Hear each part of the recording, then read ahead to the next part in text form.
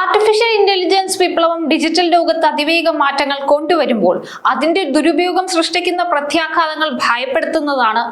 യാഥാർത്ഥ്യം ഏതെന്ന് തിരിച്ചറിയാൻ കഴിയാത്ത വിധം ദൃശ്യങ്ങൾ പുനർനിർമ്മിക്കാനുള്ള AI-യുടെ കഴിവ് ഇപ്പോൾ സ്ത്രീകളുടെ സ്വകാര്യതയ്ക്കും അന്തസ്സിനും വലിയ ഭീഷണിയായി മാറിയിരിക്കുന്നു. ഗൂഗിൾ പ്ലേ സ്റ്റോറിലും ആപ്പിൾ സ്റ്റോറിലും ലഭ്യമായ ന്യൂഡിഫൈ ആപ്പുകളെ കുറിച്ചുള്ള പുതിയ റിപ്പോർട്ടുകൾ സൈബർ സുരക്ഷാ രംഗത്ത് വലിയ ആശങ്കയാണ് ഉണ്ടാക്കുന്നത്.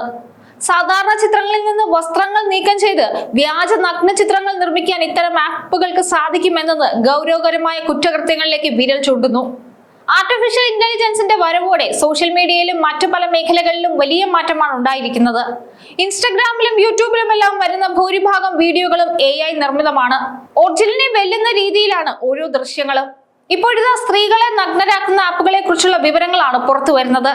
ആപ്പിളിന്റെ ആപ്പ് സ്റ്റോറിലും ഗൂഗിൾ പ്ലേ സ്റ്റോറിലും ഇത്തരത്തിലുള്ള ഡസൻ കണക്കിന് ന്യൂഡിഫൈ ആപ്പുകൾ ഉണ്ടെന്നാണ് റിപ്പോർട്ടുകൾ.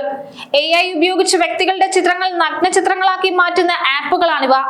ടെക് ട്രാൻസ്പറൻസി പ്രോജക്ട് അഥവാ TPP ജനുവരിയിൽ നടത്തിയ പരിശോധനയിൽ ഗൂഗിൾ പ്ലേ സ്റ്റോറിൽ 55ഉം ആപ്പിൾ പ്ലേ സ്റ്റോറിൽ 47 ന്യൂഡിഫൈ ആപ്പുകൾ കണ്ടെത്തി.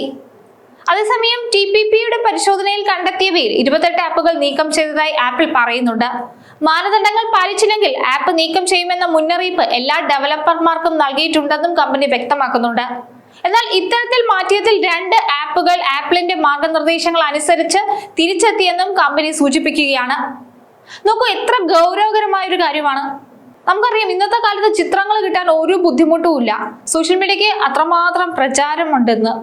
ആർട്ടിഫിഷ്യൽ ഇന്റലിജൻസിന്റെ വളർച്ച ഡിജിറ്റൽ ലോകത്തിന് നൽകുന്ന വെല്ലുവിളികൾ ചെറുതല്ല. ആപ്പിളിന്റെ ആപ്പ് സ്റ്റോറിൽ നിന്ന് 28 ന്യൂഡിഫൈ ആപ്പുകൾ നീക്കം ചെയ്ത വാർത്ത ടെക് ഭീമന്മാർ നേരിടുന്ന വലിയൊരു പ്രതിസന്ധിയുടെ സൂചന കൂടിയാണ്. TPP നടത്തിയ ആഴത്തിലുള്ള പരിശോധനയിലാണ് സ്ത്രീകളുടെ നഗ്നചിത്രങ്ങൾ നിർമ്മിക്കാൻ സഹായിക്കുന്ന ഇത്തരം ആപ്പുകൾ കണ്ടെത്തപ്പെട്ടത്. ഉപയോക്താക്കളുടെ സുരക്ഷയ്ക്കും അന്തസ്സിനും ദോഷമാകുന്ന ആപ്പുകൾക്കെതിരെ കർശന നടപടി സ്വീകരിക്കുമെന്ന ആപ്പിളിന്റെ പ്രഖ്യാപനം സ്വാഗതാർഹമാണെങ്കിലും ഇതിനിടയിലും ചില ആപ്പുകൾ നിയമങ്ങളിലെ പഴുതുകൾ ഉപയോഗിച്ച് തിരിച്ചെത്തുന്നത് ആശങ്കയുണ്ടാക്കുന്ന കാര്യം തന്നെയാണ്. ആപ്പിളിന്റെ തന്നെ മാർഗനിർദ്ദേശങ്ങൾ പാലിക്കുന്നുവെന്ന അവകാശവാദത്തോടെ 2 ആപ്പുകൾ വീണ്ടും സ്റ്റോറിൽ ലഭ്യമായത് പ്ലാറ്റ്ഫോമുകളുടെ നയങ്ങളിലെ പരിമിതികളെയാണ് ചൂണ്ടിക്കാട്ടുന്നത്. സോഷ്യൽ മീഡിയയിൽ സ്വന്തം ചിത്രങ്ങളും ജീവിത നിമിഷങ്ങളും പങ്കുവെക്കുന്നത് ഇന്നത്തെ കാലത്ത് ഒരു സാധാരണ സംഭവമാണ്. എന്നാൽ നാം ഓരോരുത്തരും നിഷ്കളങ്കമായി പോസ്റ്റ് ചെയ്യുന്ന ഈ ചിത്രങ്ങൾ എത്രത്തോളം അപകടകരമായ രീതിയിൽ ദുരുപയോഗം ചെയ്യപ്പെടാം എന്നതിന്റെ ഞെട്ടിക്കുന്ന തെളിവുകളാണ് ഇപ്പോൾ പുറത്തു വരുന്നത്.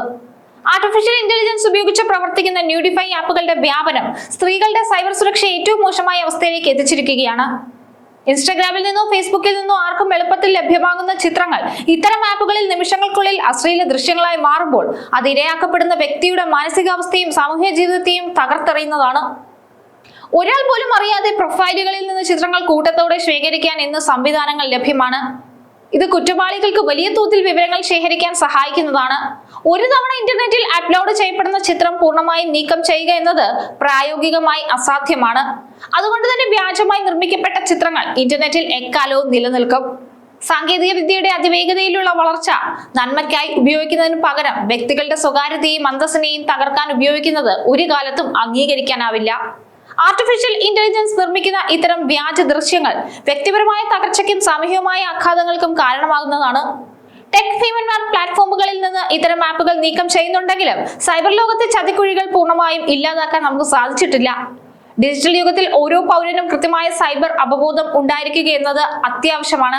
സോഷ്യൽ മീഡിയയിൽ നമ്മൾ പങ്കുവെക്കുന്ന ഓരോ വിവരവും ജാഗ്രതയോടെ മാത്രം കൈകാര്യം ചെയ്യുക.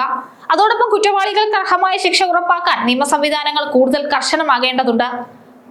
ഒത്തൊരുമിച്ചുള്ള ഒരു പ്രതിരോധത്തിലൂടെയും ജാഗ്രതയിലൂടെയും മാത്രമേ ഡിജിറ്റൽ ലോകത്തെ ഇത്തരം ഇരുണ്ട വശങ്ങളിൽ നിന്ന് നമുക്ക് മോചനം നേടാൻ സാധിക്കൂ.